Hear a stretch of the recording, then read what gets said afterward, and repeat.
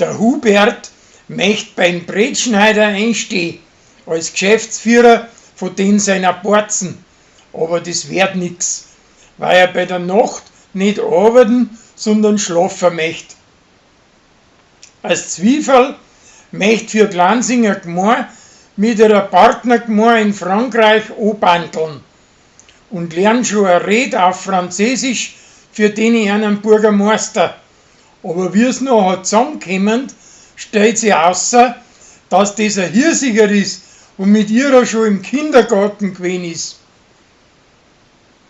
Ein Wettstreit, welchen Liebsleute das sie am besten kennen, gewinnt der Gregor mit seiner Gespuse und der Hubert mit seiner alten verspult. Der Annalena, sein Jamsterer aus dem Tirol, hilft ihr beim Essen herrichten für ein wichtiges Festel.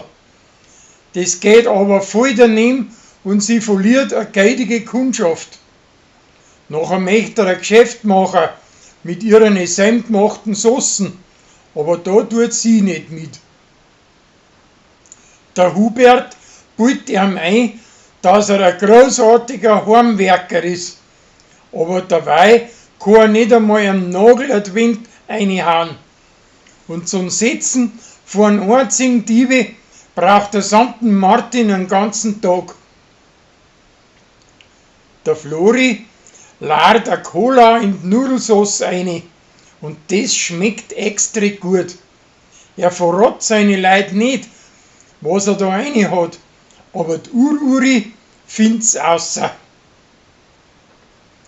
Als Hummel mag in sein Karren keine Freisprechanlage nicht, aber weil's mein Handy am Steuer zweimal fast einen Unfall baut, lässt er sich von Flori schließlich da eine einbauen.